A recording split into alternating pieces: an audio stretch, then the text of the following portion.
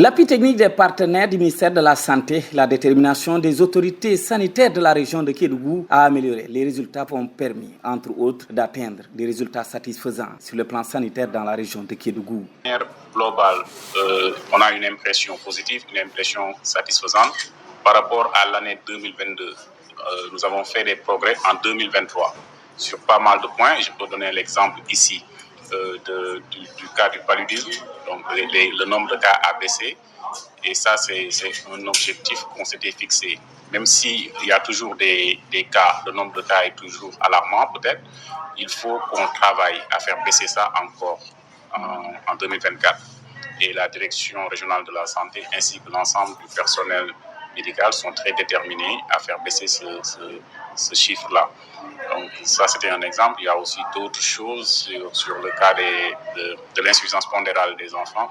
Donc il y a eu une baisse aussi. Il y a l'appui aussi technique des partenaires financiers et autres qui ont été d'un apport important. Cela nous a permis de, par exemple, faire face à l'épidémie de chikungunya qui s'était déclarée dans la région au mois d'août.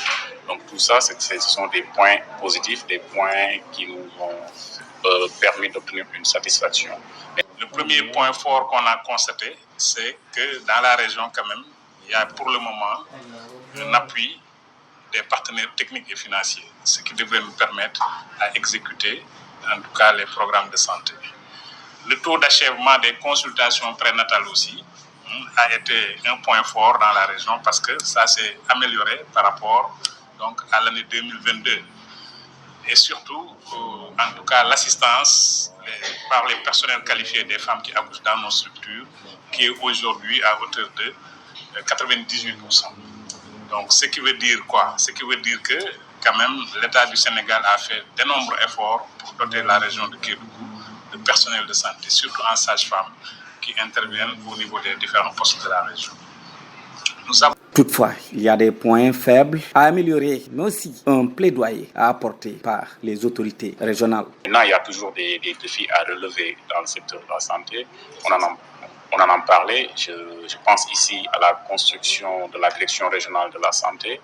Je pense aussi à la construction du centre de santé de Salémata, à la construction aussi de la pharmacie régionale d'approvisionnement. Donc tout ça, ça a été mis sur la table et les stratégies, les voies et moyens sont en train d'être étudiés pour une faisabilité rapide, surtout une faisabilité rapide.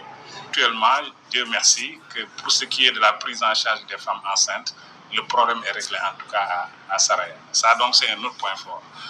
Maintenant, il reste en tout cas le palu, qui est quand même un grand succès, parce que le paludisme, donc je disais que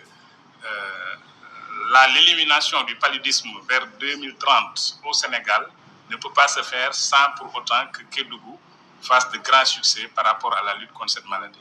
Et cette année, on a constaté que effectivement, il y a une baisse des cas de palu au niveau du Sénégal. Mais nous, quand on a analysé nos données, on a conclu que effectivement, nous avons participé de manière significative quand même à cette baisse des cas de palu. L'année 2002, nous étions à plus de 437 pour 1000, en tout cas de cas d'incidence, c'est-à-dire sur 1000 personnes, il y avait au moins 437 personnes qui étaient atteintes de palu. Mais cette année, ça s'est réduit à 326 pour 1000 donc, de cas de palu. Et ça s'est reflété sur la mortalité palu qui était de presque 12%. Donc l'année dernière, cette année, c'est à 5%.